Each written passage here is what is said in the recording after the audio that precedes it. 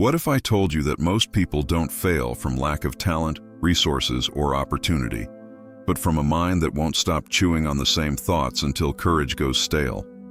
Overthinking feels smart. It dresses like responsibility.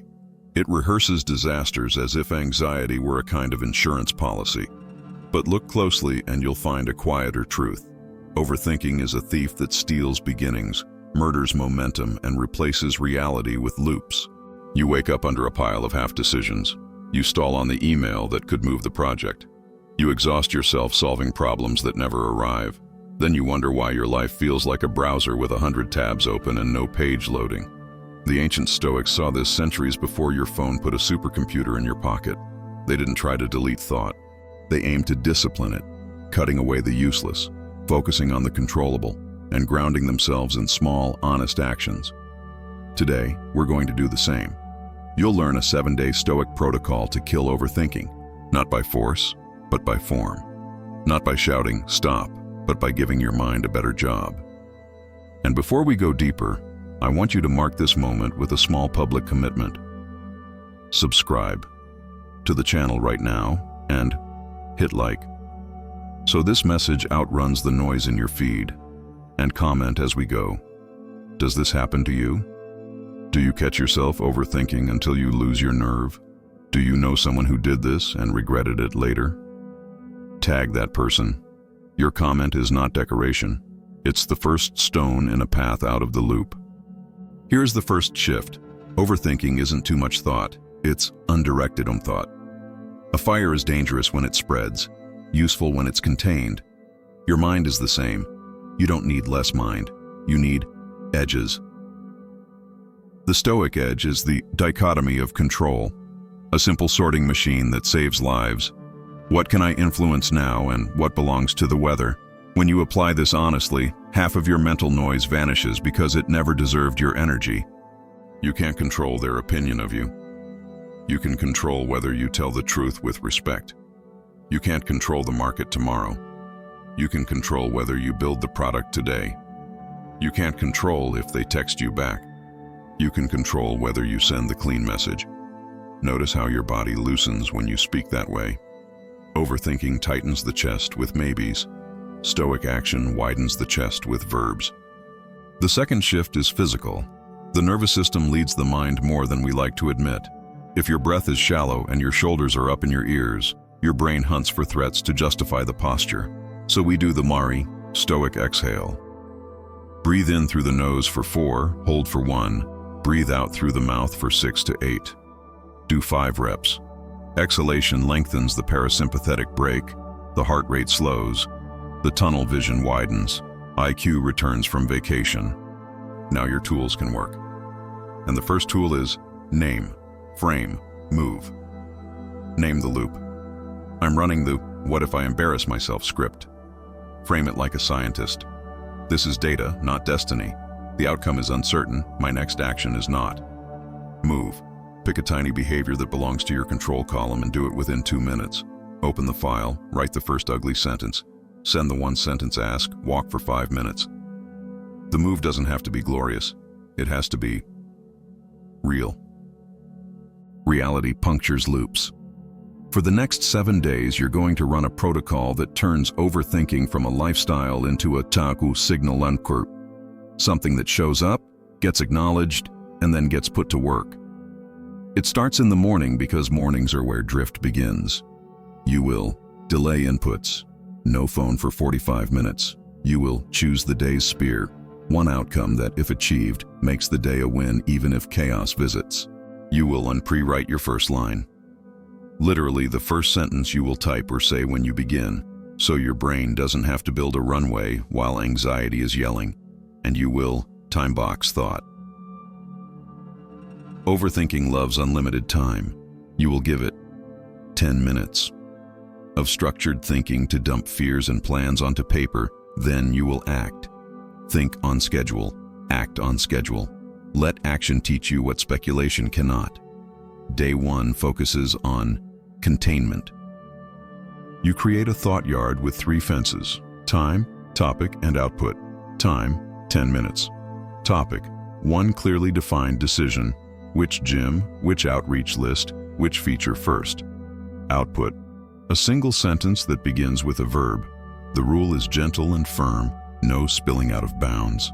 When your mind tries to sprint to 10 other topics, you smile and shepherd it back inside the fence. You will feel the urge to keep thinking just a little more. That urge is a liar. After 10 minutes, you act on the sentence you wrote for 15 minutes. That's it. You didn't solve your life. You built a track and ran a lap. Overthinking hates tracks because tracks convert energy into distance. Day 2 is null. Subtraction. Overthinking multiplies when inputs multiply. So you mute 3 accounts that spike comparison, archive 5 newsletters you save for later but never read, and set 1 news window in your day, a 10-minute slot where you scan and close. The rest of the time, the world can live without you. You will also clean your 2 tables. The desk where you make and the table where you eat. Everything that isn't needed for the next block of work or the next meal goes away. This is not an aesthetic hobby. It is cognitive respect, because a messy stage invites a messy play. At night, you run a ledger. What I did, what I learned, what I will do next. You read it out loud. Now your brain doesn't have to replay the day at 2 a.m. It's already been filed. Day 3 is micro decisions. Overthinking is often decision fatigue in disguise. You will pre-decide 5 tiny things so your mind can spend more calories on what matters. The first task you will touch, the place you will sit, the song you will use to open deep work, the snack you will eat at 3 p.m., the sentence you will send if someone tries to hijack your calendar. That doesn't work for me, I can do Friday at 10. Pre-decision is compassion for your future self. You are not lazy. You are leaking willpower through paper cuts. Tape them. Day 4 is exposure. The loop you're in probably protects you from a feeling you don't want: fear, shame, rejection. Stoic courage is not mood, it's method. You will choose one small exposure that touches the fear for 3 minutes. Send the message, film the rough draft, make the call, ask the question, walk into the gym. Then you will log the truth of what happened instead of the movie your anxiety tried to sell you. That truth becomes armor. Every exposure shrinks a ghost. Your brain learns, I can feel this and not die. I can blush and keep going. I can hear no and still be the person who asks. Day 5 is iteration. Perfectionism is overthinking with a tie on. You break it by shipping at 80% when the work is honest, safe, and useful. And scheduling version 2. You're not lowering standards, you are raising throughput. You don't worship imaginary 10s, you stack real 8s. 8s change your life. Imaginary 10s decorate your imagination. At night, you write 1 line of amor fati, a sentence that turns an annoyance into training. Server crashed, patience drill. Next time, back up at 2. Awkward meeting, clarity drill. Next time, write the outcome on the agenda. If you love fate in this small way, fate stops feeling like an enemy and starts feeling like a coach with rough manners. Day 6 is embodiment. Overthinking is rarely just mental. It is also hormonal, nutritional, circadian.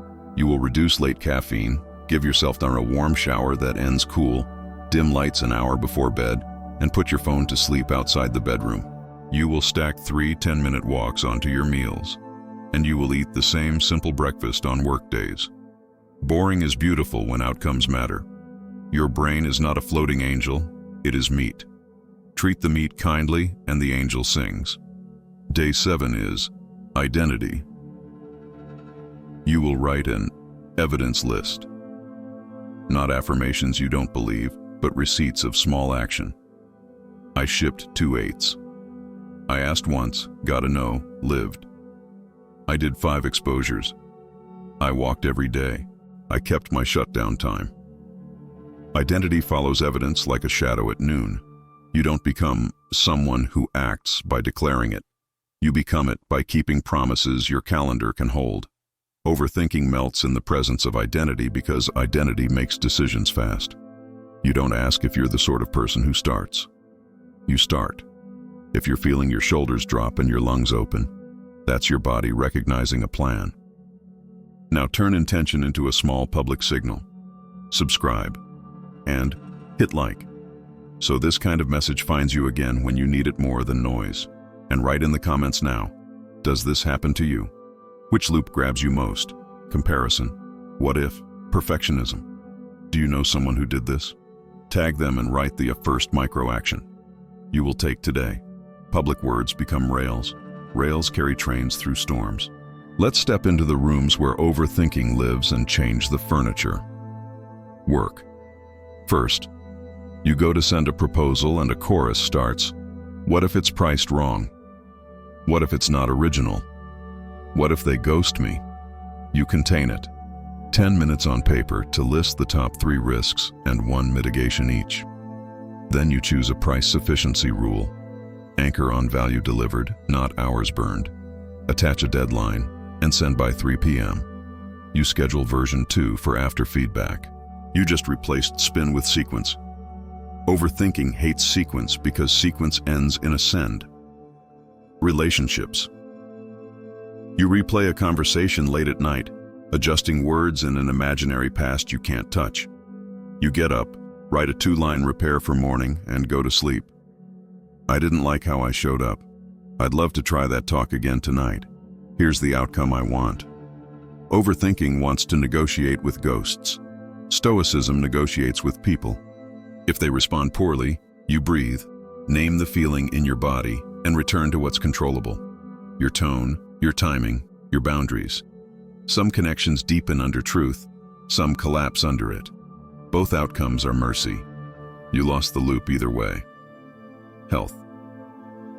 You stand outside the gym counting reasons. I used to be stronger. Everyone will stare. I don't have time for a full session. You walk in and do 10 minutes. A slow warm-up and 1 set of something simple. You walk out still alive. You write the truth in your evidence list. Repeat for a week and you'll look back at a row of small flags and realize you built a border. On one side, the life where you thought about training. On the other, the life where you trained whether or not you thought like it. Let's talk about nurturing thought traps and how to disarm them stoically. Catastrophizing says, if I do X, the worst possible Y will happen. You answer with base rate plus backup pour. Base rate. What usually happens when people do X? Hint, nothing explodes. Backup. If the worst small Y occurs, what will I do in the first hour? Write it. Now your mind has a plan instead of a panic. Mind reading says, they think I'm incompetent. You answer with ask plus act. Ask if appropriate. What matters most to you in this delivery? Act anyway on the next small piece. Personalization says, this setback means I am a failure. You answer with process focus. Describe the chain of behaviors you control and choose one to improve tomorrow.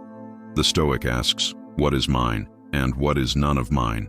Then builds a life in the answer. Overthinking thrives in rooms without closures.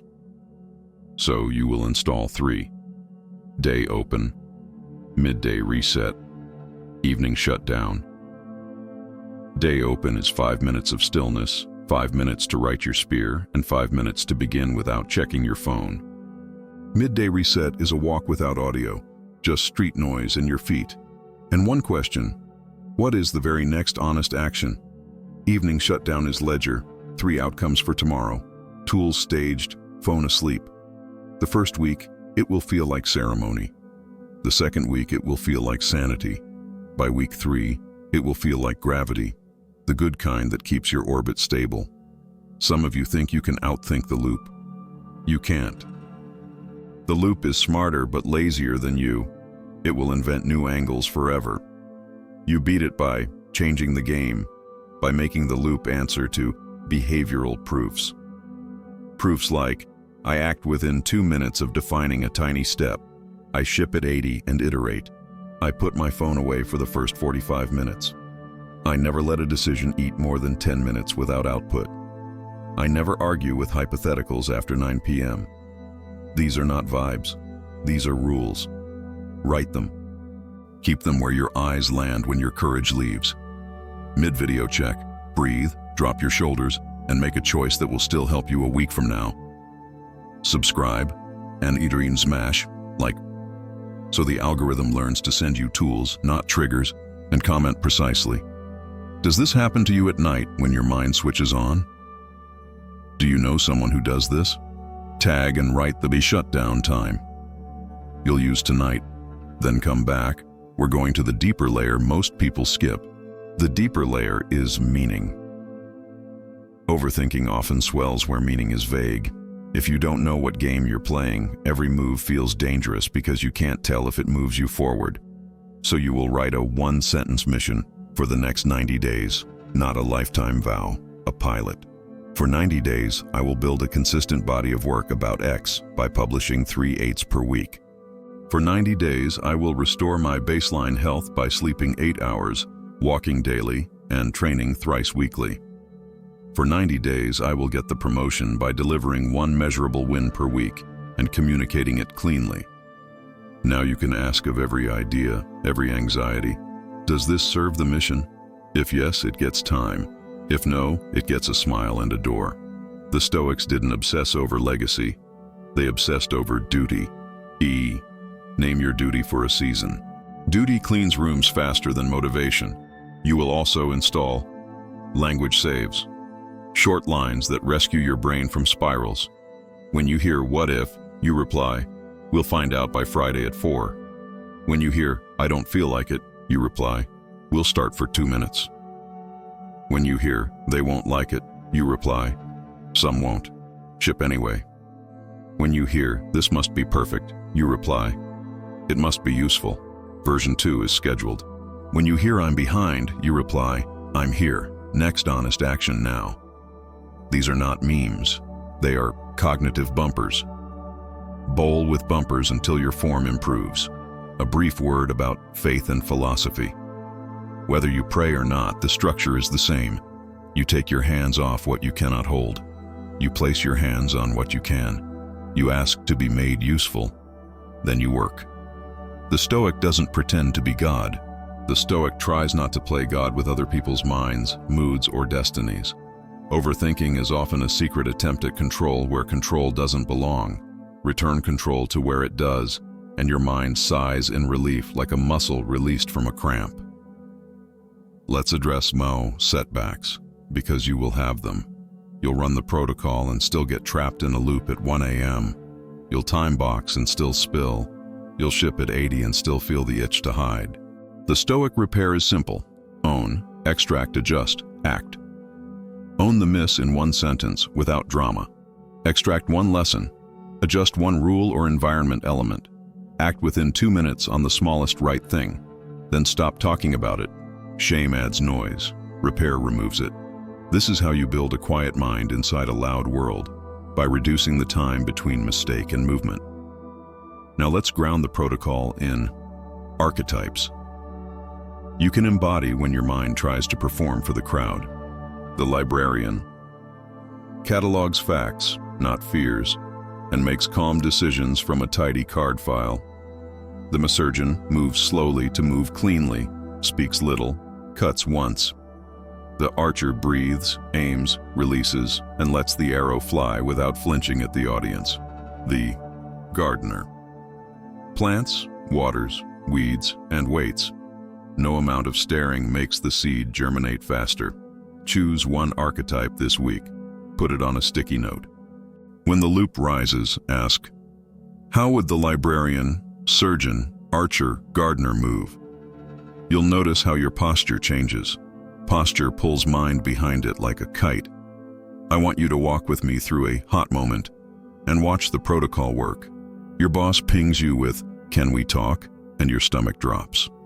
Old pattern, invent 6 crimes you must have committed, write a script for every possible accusation, and burn an hour without moving.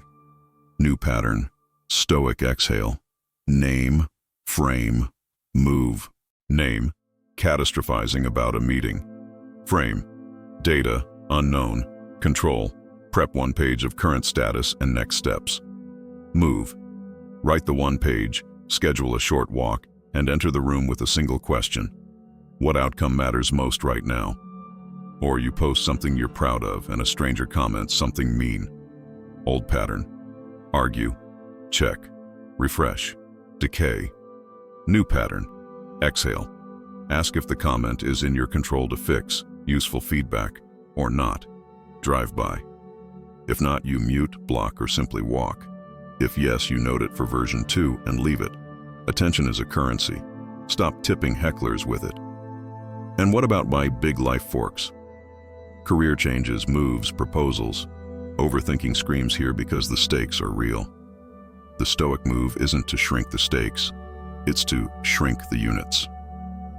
You build a decision with a series of small proofs. Informational interview with 3 people who live where you might move. A 2-week experiment doing the kind of work you think you want, even on nights. A budget projection that includes a bad month column. A conversation with the person who will actually live with the consequences. Then, a back-in-on date to decide. You won't know everything by that date. You'll know enough. You'll decide and love fate after, by showing up and making the decision right through discipline, not wishing it right through regret. Sometimes overthinking is a symptom, not the disease. It rides on shame from a past you haven't looked at cleanly. If that's you, your protocol needs a companion, a human being you can tell the truth to. Therapist, mentor, chaplain, wise friend. Stoicism doesn't ask you to carry everything alone. It asks you to carry what is yours. Well, there is no virtue in hiding from help. If the loop is welded to trauma, add professional hands to the work. Your courage isn't smaller because you got support. It's smarter. You'll ask, when does this become automatic? The honest answer, never completely. The mind loves to wander. Fear loves to rehearse. Novelty loves to overwhelm. But the kind recovery time shrinks. The gap between loop and breath, between breath and move, between move and result, shrinks. That's what mastery feels like. Not that nothing wobbles, but that wobbles don't own your day. Keep your eye on the compounding. 7 quiet decisions per day multiply into a year that feels like it belongs to you for the first time. Right here, another checkpoint. If this is helping, subscribe and like Maesty to anchor this in your algorithm and your memory. And write in the comments honestly, does this happen to you when you're about to act? Do you know someone who needs to kill the rumination? Tag them and write the phrase you will use when the what if appears. We'll find out by Friday at 4. Start for 2 minutes. Version 2 scheduled. Write it where other eyes can hold you when your courage slips. We're going to close by stitching the protocol into a single evening to morning loop so you can live it without rewatching. Tonight, you will set a shutdown time and keep it. You will run your ledger, what I did, what I learned, what I will do next, and write 3 outcomes for tomorrow in verbs. You will stage the tool for your spear. File on desktop, shoes by door, water bottle filled, first line at the top of the document. You will put your phone to sleep outside the bedroom and dim lights. You will breathe out longer than you breathe in and tell your body, out loud, we're safe. We did enough. We know what comes next. You will sleep because you respect tomorrow. In the morning, you will keep your phone away for 45 minutes. You will sit and open the spear. You will read your first line and begin for 2 minutes. You will give thinking 10 minutes on paper and give action 15 minutes on the clock. You will walk after breakfast. You will answer bait with silence and genuine questions. You will ship an 80 and schedule version 2. You will protect a midday walk to reset. You will care for someone near you on purpose. You will end the day with the ledger and set the next spear. This is not glamorous. It is devastatingly effective. It turns a storm into weather you can work in. If you want words to carry in your pocket when the loop starts humming, take these. I do not audition for fears. I audition behaviors. I am not hunting certainty. I am honoring sufficiency. I do not chase perfect. I schedule version 2. I breathe. I name. I move. I love fate by loving the next honest action. Say one of them under your breath instead of the 1,000 you usually give to panic.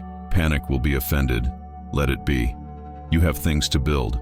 If this message steadied your hand, subscribe and hit like. so more people can stop thinking themselves out of the life they're strong enough to live. And leave your track in the comments.